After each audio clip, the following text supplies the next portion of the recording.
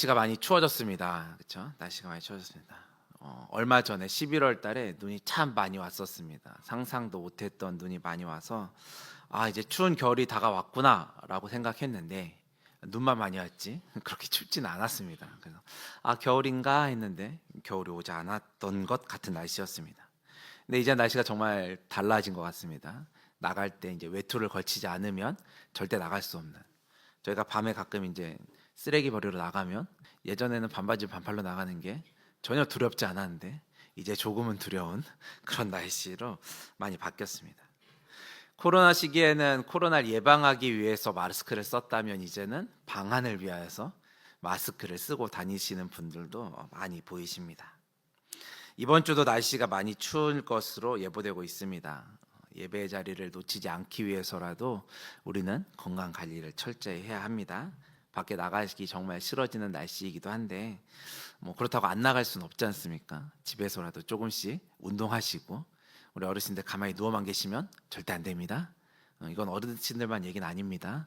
우리도 이제 귀찮아지기 때문에 이제 누워만 계시는 분들이 많이 계십니다. 누워만 계시면 안 되고 조금이라도 움직이시고 밖에 나가시고 하셔서, 이거는 우리의 건강을 지키자 이 차원을 넘어서서 예배의 자리를 놓치지 않자는 거니까요. 우리 옆에 분들하고 그렇게 인사하시면 좋겠습니다. 예배의 자리를 위해서 건강합시다.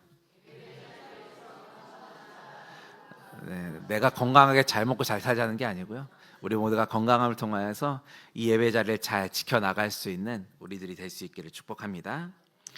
오늘 본문에 보면은 아이도벨이라고 하는 사람이 등장합니다. 이 아이도벨은 당대 최고의 책략가였고 또한 모략가였습니다. 그는 원래 다윗의 옆에 있으면서 책략을 주로 담당했던 책략사로서, 책사로서의 역할을 감당했던 이런 사람이었습니다. 그런데 지금 이 아이도벨이 지금은 이 다윗 옆에 있는 게 아니라 이 압살롬 옆에 있었던 거예요. 압살롬 옆에서 그들의 세력과 함께하고 있었던 거죠. 아마 다윗에게 있어서 이런 낭패는 없었을 것입니다. 왜냐하면 다윗에게 있어서도 지금은 다윗이 쫓겨다니는 신세 가운데 있지만 그가 나중에 돌아올 때 아이도벨이 옆에 있으면 굉장히 큰 힘이 될 수 있는 그런 중요한 사람이었음이 분명하거든요. 그렇게 큰 힘을 발휘해야 될 중요한 인물인데 지금은 그 아이도벨이 이 압살롬을 돕는 역할을 하고 있습니다. 그러다 보니까 누가 보아도 지금 이 다윗의 입장이 그렇게 평온하기만 한, 그 승승장구할 만한 그런 입장은 아니라는 거죠. 반대로 이 압살롬이 지금 일으키고 있는 이 쿠데타가 성공할 수 있다라는 배경을 가질 수 있는 이유 중에 하나가 될 수 있습니다. 아이도벨이 압살롬을 도우면서 내놓은 첫 번째 계략은 무엇이었냐면, 압살롬으로 하여금 지금 다윗에 남아있는 후궁들, 다윗이 몇몇 사람들과 도망갔잖아요. 그 성에 남아있는 후궁들이 있는데 그 후궁들과 동침하라라는 거였습니다. 일반적으로 이 후궁은 전임 왕이 죽어서 물러나거나 했을 때 그 다음 왕이 쓰면서 그 후궁들도 다 같이 거의 물건과 같죠? 데려가는, 소속이 그 다음 왕에게 바뀌는, 이렇게 소유가 바뀌게 되는 건데요. 근데 지금은 다윗 왕인 전임 왕이 있음에도 불구하고 다음 쿠데타를 일으켜서 압살롬이 왕이 되려고 하는 거죠. 그러다 보니까 이 압살롬으로 하여금 그 전임 왕이 데리고 있던 후궁들과 함께 동침한다라고 하는 것은 그냥 그 많은 여성들과 함께 하룻밤 동침했다 이런 의미에서 끝나는 얘기가 아니고요. 전임 왕이 가지고 있던 그 모든 권세들, 이것들을 내가 점령했다라는 의미가 담겨 있는 것입니다. 그러니까 전임 왕이 가지고 있던 왕의 권력을 내가 이제 다 뺏었다라는 의미를 갖고 있기도 합니다. 이런 정치적인 계산이 담겨 있는 고도의 정치 행위였다라는 거죠. 압살롬이 가지고 있던 이 권위, 다윗이 소유하고 있던 이 권위를 압살롬이 다 가져온 것을 이제 만천하에 알리는 의도가 있는 이런 행위였다라는 거예요. 그래서 아버지가 가지고 있던 이 모든 것이 이제 내 것이 되었고 이제 내가 왕이다. 그 전까지는 아버지와 어찌 보면 혈연 관계에 있었던 사람인데 이젠 그런 거 나 이제 다 끊어냈다. 내가 그 자리를 차지했다라는 것을 보여주는 거죠. 이게 아이도벨이 냈던 첫 번째 책략이었습니다. 이어서 아이도벨이 두 번째 계획을 세우는데요. 이것이 바로 오늘 본문에 등장하는 내용입니다. 아히도벨은 압살롬에게 군사 1만 2천 명을 모아서 다윗을 치러 가겠다라는 계획을 세워줍니다. 그때 압살롬에게 이런 계획을 보여주면서 압살롬, 당신이 직접 갈 필요 없고 내가 그 군사들을 가서 그들을 처리하고 오겠다라고 이야기합니다. 어떻게 할 건지에 대한 치밀한 계획과 방법도 다 설명을 해줍니다. 2절에 있는 말씀을 보시면 이렇게 이야기합니다. 그가 곤고하고 힘이 빠졌을 때에 기습하여 그를 무섭게 하면 그와 함께 있는 모든 백성이 도망하리니 내가 다윗 왕만 쳐 죽이고. 아멘. 이 아히도벨이라고 하는 사람이 얼마나 책량가이고 얼마나 통찰력이 뛰어난 사람인지 지금쯤 다윗이 많이 피곤하고 힘들 것이다 예측하고 있었던 거예요. 이미 16장 14절 말씀을 보시면 다윗 왕과 백성들이 다 피곤하여서 한 곳에 모여서 쉬고 있다라고 성경은 이야기하고 있습니다. 다윗과 함께 지금 아히도벨이 있는 것은 아니지만 지금쯤이면 다윗이 얼마나 힘들지, 그 일행들이 지금쯤 얼마나 피곤할지 충분히 계산해낼 수 있는 통찰력이 있는 사람입니다. 아히도벨이 이 정도 능력이 있는 사람임을 알았으니까 압살롬이 지금 아히도벨을 자신의 편으로 불러들였던 것입니다. 아히도벨은 다윗을 따르는 사람들을 다 죽일 필요도 없다라고 이야기합니다. 속전속결해서 누구만? 다윗만 죽이면 된다라고 이야기합니다. 어차피 다윗이 죽고 나면 남은 군사들 다 어떻게 되겠습니까? 당연히 압살롬을 따라오겠죠. 그러니까 그 사람들 다 죽일 필요 없다라는 계책을 내는 거예요. 다 죽일 필요도 없고 다윗 왕만 간단하게 죽이고 오면 됩니다라는 계략을 세웁니다. 오늘 본문에 등장하진 않지만 우리가 70인역이라고 부르는 또 다른 성경 버전이 있는데 이 번역본에서는 이렇게 이야기합니다. 마치 아내가 남편에게 돌아오듯 돌아올 것이다 라는 문구가 있습니다. 무슨 말입니까? 다윗을 따르고 있는 사람들이지만 다윗을 죽으면 당연히 압살롬에게 와서 자신의 군사가 되어줄 사람들이라는 거죠. 그렇게 지금 압살롬을 안심시키고 있는 거예요. 그러면서 그 다윗만 죽이면 오면 됩니다 라고 이야기합니다. 게다가 지금 아히도벨이 이야기하는 이 계략은 직접 압살롬이 나가서 전쟁을 치를 필요도 없다라고 이야기합니다. 지금 보아하니까 다윗이 힘이 빠졌을 때라는 거예요. 지금 가보면 그렇게 심하게 전쟁 치르지 않아도 충분히 이기고 돌아올 수 있는 상황이라는 거죠. 그러니까 아히도벨 자신이 가서 그냥 다윗만 죽이고 돌아오겠다는 계획을 발표하는 겁니다. 생각해 보세요. 아무리 아버지와 지금 관계가 안 좋고 압살롬의 입장에서 아버지를 가서 본인 손으로 죽여야 되는 거잖아요. 그게 아무리 정신 나간 아들이라 할지라도 이것을 누가 좋아할 수 있겠냐라는 거예요. 쉽지 않죠. 물론 요즘 뉴스에 보면은 종종 등장하긴 합니다. 그런 사람들은 정말 제정신이 아닌 사람들이고 자신이 직접 가서 자신의 아버지를 죽이고 오는 일에 흔쾌히 동의할 수 있는 사람은 없습니다. 근데 지금 그런 일을 저질러야 하는 상황인데 자신에게 계략을 내주는 아히도벨이 본인이 가서 그 일을 직접 해결하고 온다라는 거죠. 압살롬에게 있어서는 껄끄러운 상황이 될 수 있지만 대신 해주겠다라는 거예요. 그러니 이 제안을 안 받아들일 수 없겠죠. 이 정도 계획이면 다윗의 생명은 이제 얼마 남지 안 났다라고 생각하는 게 맞는 상황 같습니다. 압살롬이 이렇게 아히도벨의 계략을 다 듣습니다. 이 탁월한 계략을 다 들었으니까 이제 압살롬은 뭐 해야 됩니까? 도망가고 있는 다윗, 더 빨리 도망가기 전에, 더 멀리 도망가기 전에 빨리 아히도벨을 보내서 죽이기만 하면 되는 겁니다. 군사들만 내주면 이 모든 문제들이 다 해결될 수 있는 아주 좋은 상황 가운데 있었습니다. 그런데 이 빠른 선택과 행동이 필요한 이때에 압살롬이 한 사람을 더 부릅니다. 바로 후세라고 하는 사람이죠. 심지어 이 후세는 다윗의 친구라고 성경이 이야기하고 있는 사람입니다. 그랬던 후세를 이 중요한 작전이 펼쳐져야 되는 시간에 불러서 그 사람의 의견도 지금 듣고 있는 거죠. 사실 지금 등장하는 이 후세라고 하는 사람은 다윗이 도망갈 때 원래는 함께 하려고 했던 사람입니다.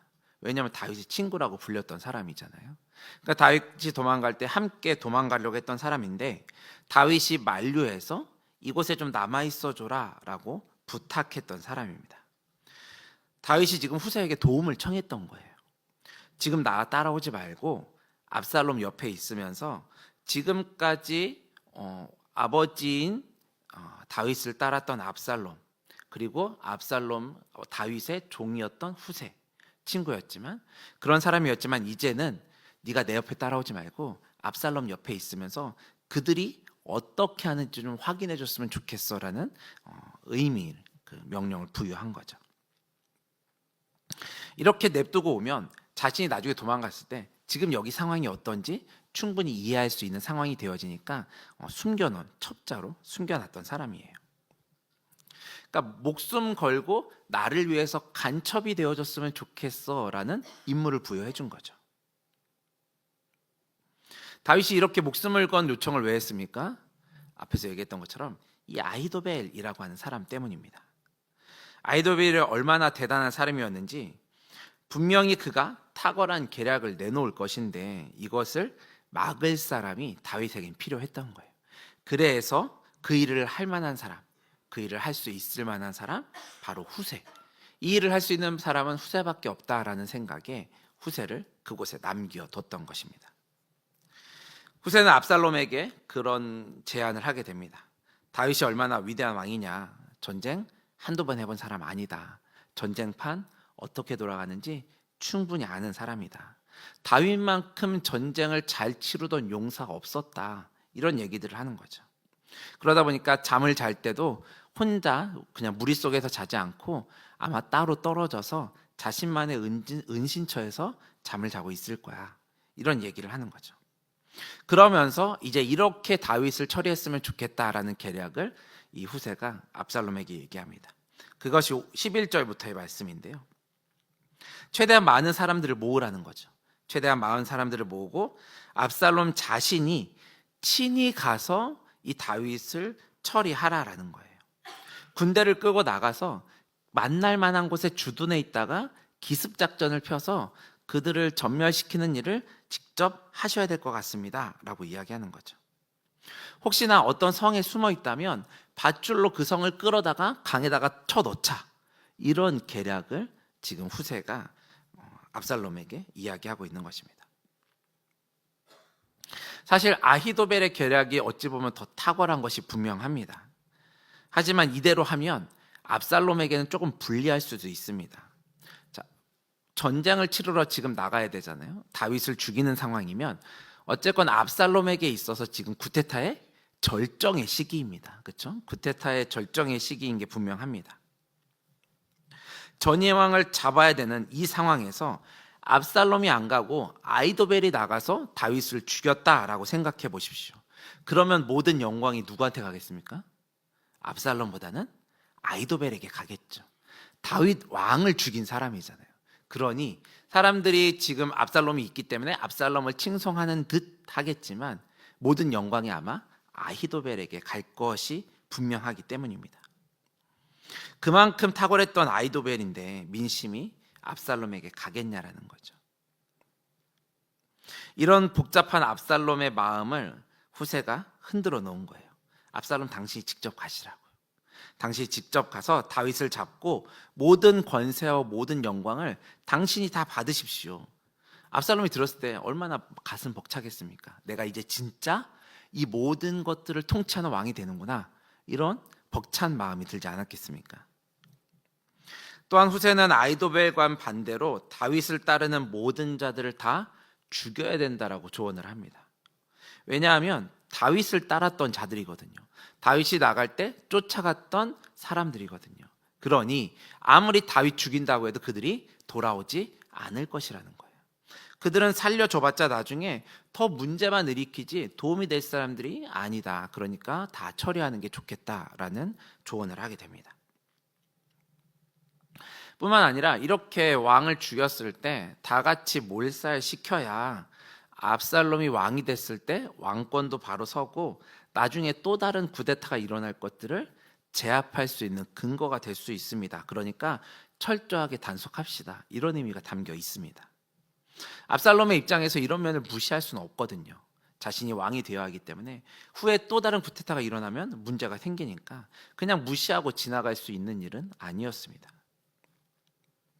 압살롬의 입장에서 쿠데타를 다윗을 몰아내고 왕권을 갖지만 이 일이 모든 백성들이 좋아하는 지금의 상황은 아니거든요. 다윗 왕에 대한 믿음이 있었는데 그것을 다 깨고 지금 압살롬이 튀어나온 거거든요. 모두가 인정하고 좋아하진 않습니다. 백성들의 마음이 모두가 하나가 되지 못하고 있는 상황이었기 때문이죠. 제가 지금 정치 이야기하는 것은 아니지만 지금의 상황을 봐도 그렇습니다. 우리의 상황도 그렇잖아요. 대통령의 탄핵의 문제에 있어서 한쪽은 좋다, 한쪽은 나쁘다, 왜 이러냐 저러냐 말이 많습니다. 누군가는 못마땅하게 여기기도 하고 누구는 좋게 여기기도 하고 생각이 다 다르죠. 압살롬에게도 마찬가지입니다. 그러니 그의 마음에 잔당들을 다 몰살시켜야 한다는 이 후세의 조언이 좋게 여겨질 수밖에 없는 것이죠.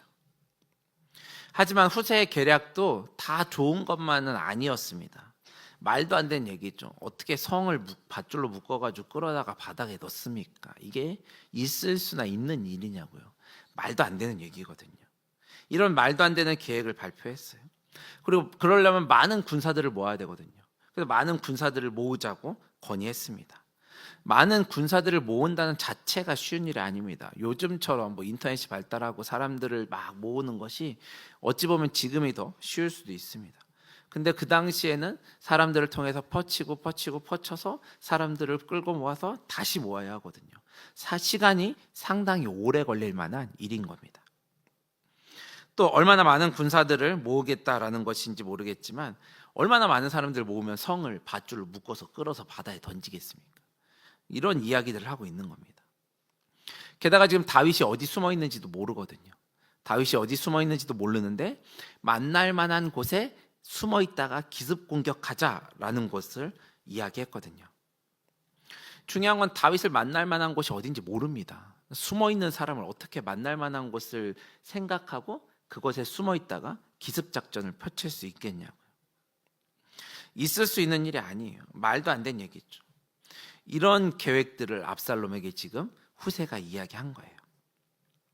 앞에서도 이야기했지만 이 아히도벨의 계획에 비하면 비교도 안 되는 보잘것없는 후세의 계획이라고 이야기할 수 있습니다. 그럼에도 불구하고 압살롬은 14절에서 이렇게 이야기합니다. 압살롬과 온 이스라엘 사람들이 이르되 아렉 사람 후세의 계략은 아히도벨의 계략보다 낫다 하니 이는 여호와께서 압살롬에게 화를 내리려 하사 아히도벨의 좋은 계략을 물리치라고 명령하셨습니다라. 아멘. 이 말씀을요 새번역이라고 하는 번역본에서는 이렇게 얘기했습니다.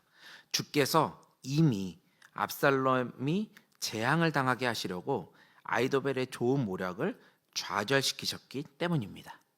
그렇죠? 이런 말도 안 되는 후세의 계획, 압살롬의 감정만을 뒤흔드는 후세의 계획이지만 이것이 아히도벨의 계획보다 더 낫다라고 이야기를 하고 있습니다. 그런데 이렇게 이야기할 수밖에 없는 데는 이유가 있는 거죠. 바로 하나님이 압살롬에게 화를 내리시기 위해서 아히도벨의 좋은 계획을 물리치시려는 이 하나님의 큰 계획이, 큰 그림이 있었던 것입니다. 하나님께서는 이미 압살롬에게 재앙을 내리시기로 마음 먹으신 거예요. 작정하신 거죠. 아히도벨의 계획을 좌절시킨 겁니다. 하나님이 보시기에도 지금 압살롬이 하는 이 행태가, 이 짓이 좋은 것이 아닌 거였거든요. 이 좋은 일이 아닌 것, 하나님 마음에 들지 않는 일이 분명했기 때문입니다. 그러니 압살롬에게 좋은 계획이었지만 이 말도 안 되는 후세의 계략을 선택하게 하신 것입니다. 하나님이 이렇게 하신 데는 다 이유가 있습니다. 앞으로 가서 15장 31절을 보시면 이렇게 이야기했습니다. 어떤 사람이 다윗에게 알리되 압살롬과 함께 모반하는 자들 가운데 아히도벨이 있나이다 하니 다윗이 이르되 여호와여 원하옵건대 아히도벨의 모략을 어리석게 하옵소서 하니라. 아멘. 다윗은요 이미 압살롬과 이 아히도벨이 같이 있다는 것을 들었습니다. 함께 있어도 봤죠. 다윗은 아히도벨과 함께도 있어 봤습니다. 그렇기 때문에 아히도벨이 무슨 짓을 할지 이 다윗은 분명히 다 알고 있었습니다. 아히도벨이 얼마나 큰 일을 칠 수 있는 사람인지 알고 있었기 때문에 다윗은 무엇했나요? 하나님께 기도했습니다. 자신도 아히도벨을 어떻게 할 수 없다라는 것을 알고 있었거든요. 자신도 아히도벨을 어떻게 할 수 없기 때문에 하나님께 기도했습니다. 그의 계획이 너무나도 탁월한 거 알지만 하나님 그 계획을 어리석게 하옵소서 기도했던 거죠. 아히도벨이 어떤 계략을 내든지 그것을 어리석게 해달라고 기도했습니다. 하나님은 다윗의 이런 간절한 기도를 들으시고 응답하신 거죠. 그 기도를 들으시고 지금 이 탁월할 수밖에 없는, 누가 봐도 탁월한 이 아히도벨의 계략을 휴지 조각으로 만들어 버리셨습니다. 그리고 이 말도 안 되는 후세의 계략을 선택하게 하신 거죠.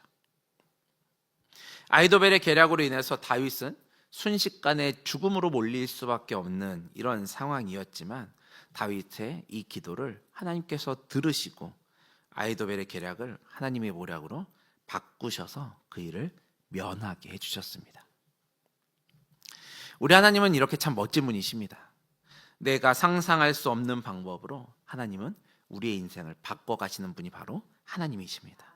이렇게 되면 안 될 것 같은 상황들이 나에게 몰려오고 있는 것 같고, 지금의 이 상황이 나에게는 너무나도 힘들고 어려운 상황 같고 도저히 견딜 수 없을 것 같은 고통이 나에게 몰려올지라도 하나님은 이런 악한 상황 가운데서도 이 상황을 선으로 이끄시는 분이 바로 우리 하나님이십니다. 할렐루야, 아멘. 우리의 인생이 이렇게 흘러오지 않았습니까? 여러분들 그렇게 살아오셨잖아요. 우리가 어찌 그렇게 하나님께서 우리와 함께 하심을 통해서 내려가 살아갈 수 있었습니다 고백하지 않을 수 있겠냐고요. 우리의 인생에 이런 놀라운 하나님의 인도하심이 있었기 때문에 우리는 여전히 하나님을 찬양하는 것이고 오늘도 이 시간 함께 모여서 예배하고 있는 것입니다. 다윗에게 일하셨던 하나님은요, 지금도 우리와 함께 하시며 일하시는 분이십니다. 그 하나님의 우리의 기도를 또한 동일하게 들으시고 응답하십니다.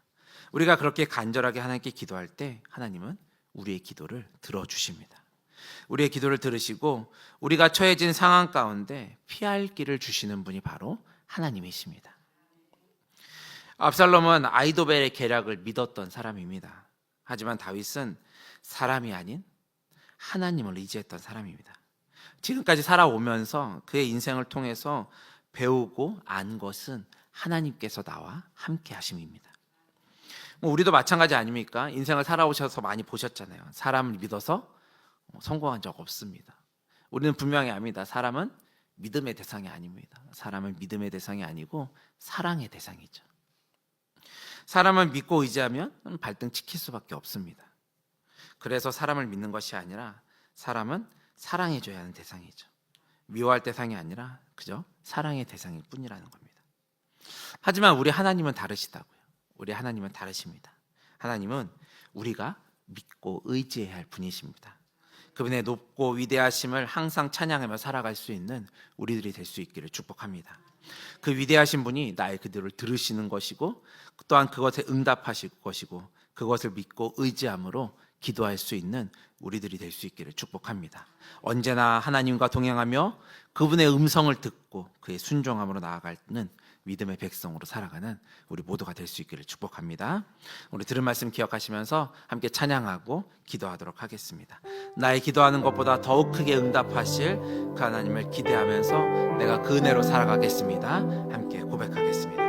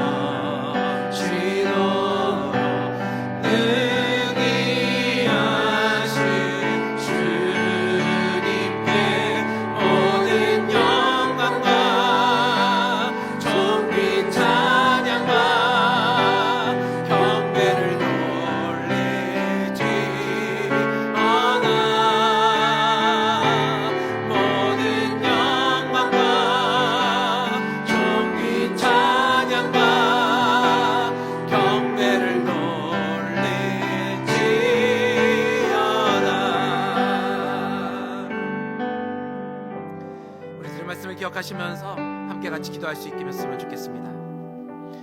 나의 처해진 상황을 바라보며 한탄하는 것이 아니라 하나님의 크신 계획이 있음을 믿음으로 바라보게 하옵소서. 흔들리지 않는 믿음으로 주의 일하심을 경험하는 주의 백성 되게 하옵소서. 나의 기도하는 것보다 더 크고 놀랍게 일하시는 하나님이 나의 아버지 되심을 고백하며 주의 뜻에 합당한 삶을 살아가는 우리들 되게 하여 주시옵소서. 다 같이 주님의 이름을 간절하게 한번 부르고 함께 기도하도록 합니다. 주여, 사랑하는 주님, 그렇습니다. 우리의 마음을 다하여서 주님 받으시기에 합당한 영광을 올리며 살아가는 주의 백성 되게 하여 주시옵소서. 하나님, 지금도 나와 함께 하시는 주님 계신데 우리의 시선은 어디를 향하고 있습니까? 나의 계획들은 어디를 바라보고 있습니까? 하나님이여, 하나님께서 지금도 내 삶 가운데 찾아오서 일하시고 계심에도 불구하고 그 하나님의 계획을 바라보지 못하고 나의 처해진 상황만을 바라보고 있진 않습니까? 나의 연약한 지식의 한계를 가지고 내 것들을 계획하고 이것이 마땅한 것이라고 그 옆에 주장하고 있진 않습니까? 하나님이여, 하나님이여, 하나님의 뜻과 계획을 간절히 소망하는 삶을 살아가는 우리를 되게 하여 주시옵소서. 하나님의 그 크고 놀라운 계획 가운데 이것들을 맞춰드리며 그 놀라운 뜻이 이루어지는 것들을 바라보며 살아갈 수 있는 주의 백성 되어질 수 있도록 인도하여 주시옵소서. 나의 기도하는 것보다 더 크고 더 놀랍게 일하시려고 준비하고 계시니 나의 하나님이여, 나의 아버지 되심을 아버지 우리가 잊지 않게 하시고 하나님 안에 거하며 우리에게 기쁨이요, 그 하나님의 거 안에 거하는 것이 우리 안에 평안함이요, 그 하나님의 안에 거하는 것이 우리의 만족함임을 아버지 고백하게 하시고 그 뜻을 위해서 주님께서 말씀하는 그 한 걸음 한 걸음에 걸어가는 주의 자녀로 살아갈 수 있도록 주여 인도하시고 역사하여 주시옵소서. 그래서 하나님께서 내 삶 가운데 찾아오셔서 우리 놀라운 일들을 일으키셨다고, 놀랍게 역사하셨다고 간증하며 고백하는 일들이 내 삶 가운데 충만하게 일어나갈 수 있도록 주여 인도하여 주시옵소서. 지금껏 주님께서 찾아오셔서 일하셨습니다. 아버지, 내가 만족하지 않은 불쌍한 자 되지 말게 하시고 이 모든 것이 내게 주신 주님의 족한 은혜를 고백하면서 아버지 것 가운데 순종하며 만족하며 하나님의 뜻을 이루어 살아가는 주의 백성 되어질 수 있도록 주여 인도하여 주시옵소서. 주님